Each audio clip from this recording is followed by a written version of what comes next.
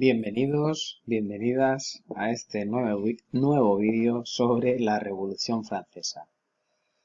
Generalmente todos los temas sobre historia son importantes. Lo que ocurre es que la Revolución Francesa, por su repercusión y por su importancia y por el hecho de que en sí misma provoca el cambio de la edad moderna a la edad contemporánea, hacen que sea un suceso de la historia, un fenómeno realmente muy importante. Entonces, cuando hay un fenómeno revolucionario tan importante, es importante elaborar un eje cronológico para indicar las etapas que suceden en él y los hechos más importantes. Entonces, como la revolución es tan densa, tiene tantos matices dentro, he hecho en primer lugar un eje cronológico para que veáis sus fases y su evolución. Podría haber varios ejes cronológicos, ¿vale? No solo tiene por qué haber uno, pero yo he elaborado este y creo que nos servirá. La Revolución Francesa podríamos decir que tiene tres fases principales. La primera, la monarquía constitucional, de 1789 a 1792. La segunda, la República Social, 1792 a 1795, y la tercera, la República Conservadora, 1795 a 1799. En cada una de ellas, como veis, hay distintos hechos, distintos sucesos que suceden a lo largo de la misma.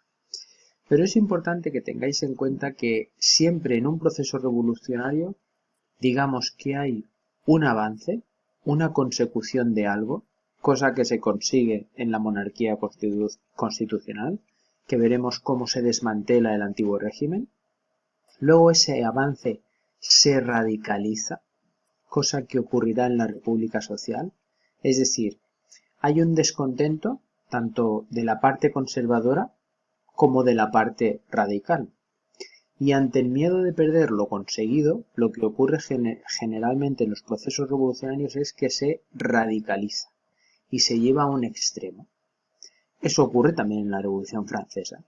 Y cuando se lleva a un extremo, digamos que la situación toma un cariz toma un cariz grave, toma un aspecto grave, de decir, la revolución ha llegado a un extremo. Entonces, cuando eso ocurre, normalmente la gente, la población, la sociedad, los grupos políticos toman conciencia y entonces lo que hacen es alcanzar una etapa conservadora, que en este caso será la del directorio, en la que se conservan algunos de los logros conseguidos al inicio, pero sin llegar al extremo que teníamos aquí, ¿vale? Por lo tanto, yo recomiendo siempre cuando veamos un hecho histórico que tenga muchos matices, que tenga muchos elementos en su interior, elaborar un eje cronológico que nos ayude a organizarlo, porque si no, al final tenemos muchas ideas en la cabeza y si lo vemos aquí en una línea del tiempo, pues generalmente suele ser más sencillo y nuestra mente al final, al tener esa imagen visual, al final lo acaba comprendiendo mejor. ¿Vale? Pues vamos a empezar por el inicio, vamos a empezar por esa monarquía constitucional y nos vamos a centrar sobre todo en los orígenes, asamblea constituyente y asamblea legislativa. Pues vamos allá. Si esto quiere. Vamos, que tú puedes. Ahí está. Bien. Los orígenes de la Revolución Francesa, en 1789. Primero debemos dibujar cuál es la situación que nos encontramos en Francia a finales del siglo XVIII. Ya podemos intuir que era ese momento de la crisis del antiguo régimen. Por un lado tenemos descontento social, tenemos una burguesía que veía que el sistema social, el sistema político, el sistema económico no atendía a sus intereses y luego teníamos un campesinado y también un pueblo trabajador, cualquiera que fuera sus trabajos, que se veían discriminados porque se veían explotados por los privilegiados y sin posibilidades de un reconocimiento mayor. A todo esto se suma la crisis económica, es decir, desde la década de los 60, 1760, había habido malas cosechas que habían hecho disminuir las reservas de los alimentos y aumentar los precios. precios altos, como aquí se indica, e incluso gastos por la guerra en Estados Unidos. Es decir, Francia, con su intención de debilitar a su enemigo, Gran Bretaña, se inmiscuyó en la guerra de Estados Unidos para apoyar a los Estados Unidos y esto pues le salió muy caro porque se metió en una crisis que al final le llevaría a un periodo revolucionario. Las ideas ilustradas que empezaban a nacer en Francia, que empezaban a expandirse por Francia gracias a personalidades como Rousseau, Voltaire, Montesquieu, etcétera, pues claro, también cuestionaban al antiguo régimen. Entonces digamos que todo esto supuso como una especie de olla a presión de descontento social, crisis social, los problemas por las malas consecuencias de la guerra contra Estados Unidos, falta de alimentos, precios altos, todo estaba como en una olla a presión. Y entonces en ese momento aparece la idea, la posibilidad de que los estamentos privilegiados, la nobleza y el clero, también puedan pagar impuestos para intentar sofocar o para intentar aliviar esta mala situación. En ese momento se convoca una asamblea de notables, 1777, para intentar convencer a esos privilegiados de que paguen impuestos y puedan ayudar al Estado a poder remontar esta situación. Pero bueno, estos se negaron porque no querían pagar impuestos, siempre la gente no quiere que les toquen el bolsillo, y entonces se convocaron los Estados Generales. Los Estados Generales son como unas cortes que en realidad generalmente suelen tener su origen en la Edad Media y el rey las convocaba normalmente por motivos de impuestos. Aprobar impuestos, derogar impuestos, aumentar los impuestos. Lo que ocurre es que generalmente la convocatoria sucede por algún interés. Como en este caso al rey le interesaba porque la situación del país iba mal, entonces decide convocar los Estados Generales, que es como cortes en las que se reúnen nobleza, clero y tercer estado. Vale. Muy bien. ¿Qué ocurrió en esta convocatoria de los Estados Generales? Pues los Estados Generales se reúnen en Versalles y en ese momento intentan aclarar sobre si se van a cobrar impuestos a los privilegiados, si no, si estos estamentos van a contribuir a ayudar a superar esta crisis.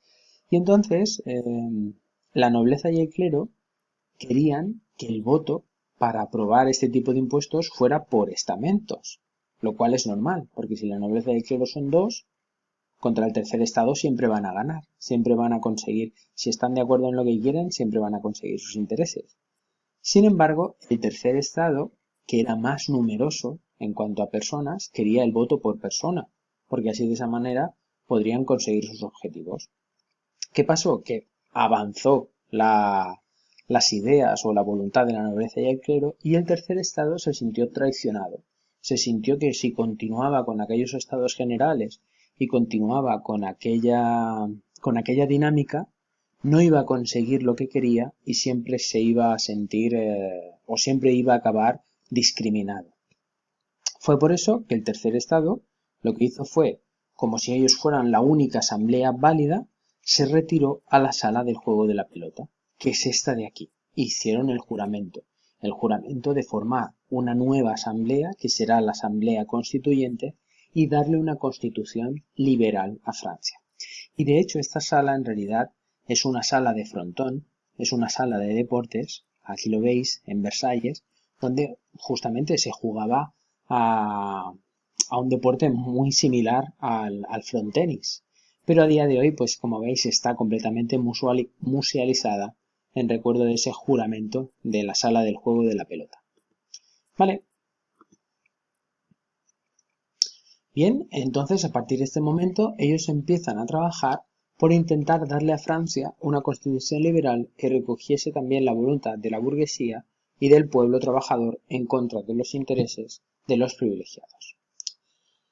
Eso, digamos que lleva a una fase un poco más radical en la que el 14 de julio se asalta la cárcel de la Bastilla. La cárcel de la Bastilla tiene un poder simbólico porque es como la representación del antiguo régimen, aquí la tenemos, y también allí se depositaban las armas. Entonces, el poder entrar en ella y coger sus armas y poder repartirlas entre el pueblo era una manera de darle una vertiente militar y armada a esa revolución que poco a poco se estaba fraguando, ¿vale? Esa misma situación, bueno, antes de que siga, a día de hoy la Plaza de la Bastilla, donde estaba la cárcel de la Bastilla, en París, está ocupada por este monumento conmemorativo, esta columna, y el 14 de julio, como sabéis, es la fiesta nacional en Francia. Pues bien, esa situación de la toma de la Bastilla, de que empieza una revolución armada, se extendió al campo y a esa extensión por las zonas rurales, donde se produjo también una revuelta, se le llamó el Gran Miedo, la Grande Peur, como ese gran terror que se extiende también en zonas rurales. Entonces, en agosto, la asamblea lo que hizo fue pues poner las bases de la revolución. Es decir, aquella asamblea constituyente dice, vamos a empezar a desmantelar el antiguo régimen. ¿Por dónde tenemos que empezar? Pues atacando su corazón que era prácticamente que tenía sus orígenes en la Edad Media. Lo primero era abolir los derechos feudales que ejercían los señores sobre la tierra. Después aprobar la Declaración de Derechos del Hombre y del Ciudadano. Es decir, el hombre y el ciudadano tienen una serie de derechos y libertades. Libertad, igualdad y derecho de la propiedad. Es decir, que pudieran acceder también a la tierra.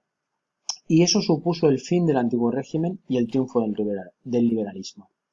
Este fue el primer gran triunfo de la Revolución Francesa. El primero.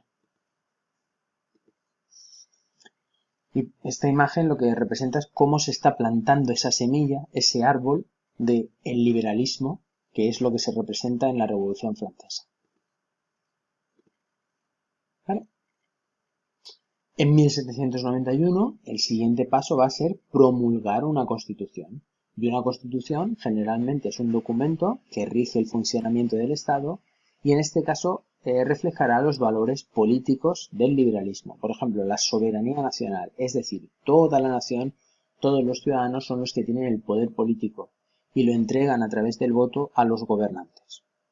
Después, todos los hombres tienen una serie de derechos fundamentales. Después, la monarquía será parlamentaria, es decir, no absoluta. El rey no puede hacer lo que quiera, tiene que consultarlo con un parlamento, que es la representación de los ciudadanos, que tienen la soberanía nacional. Y también va a existir la división de poderes, es decir, esta constitución otorgará el poder ejecutivo al rey, el poder legislativo a una asamblea nacional y el poder judicial a los tribunales. Y como veis, las personas podrán elegir, los ciudadanos con derecho al voto podrán elegir a los miembros de la asamblea o las asambleas, o las asambleas a través de un sufragio censitario. Es decir, deben ser mayores de 25 años, deben ser hombres mayores de 25 años y tener una renta concreta para poder votar a los miembros de la asamblea. ¿Vale? Una vez se celebran elecciones, una vez en 1791 se convocan elecciones, ya deja de ser una asamblea constituyente, porque ya existe esa constitución, y entonces se forma la asamblea legislativa, encargada pues de elaborar las leyes. Pero había un gran descontento. La revolución en este momento ya estaba sembrando un gran descontento. Descontento por parte de los grupos privilegiados, normal, nobleza, clero y monarquía, que sentían miedo y querían recuperar una situación anterior, una situación un tanto conservadora, antes de la revolución, y empiezan a conspirar contra la revolución. Las monarquías europeas miraban con miedo a Francia, decían, si esto ha pasado en Francia, puede pasar en otros sitios, por lo tanto era mejor intentar apagar ese fuego en Francia. Y por eso forman una coalición y le declaran la guerra a Francia en 1792. Y los no privilegiados creían que no era suficiente. Pensaban que todavía faltaban más cosas. Un sufragio universal, una amplitud en el derecho al voto.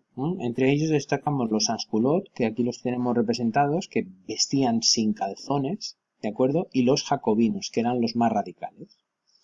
En 1792, el pueblo de París culpa al monarca, al rey de esa situación, de ser un conspirador contra la revolución y asalta el Palacio de las Tullerías. Asalta el Palacio de las Tullerías donde estaba el rey, lo destituye y a partir de ese momento se iniciará una nueva etapa dentro de la Revolución Francesa que, como hemos visto al inicio, será la República Social. Y de momento lo vamos a dejar aquí y os veré en el siguiente vídeo. ¡Hasta luego!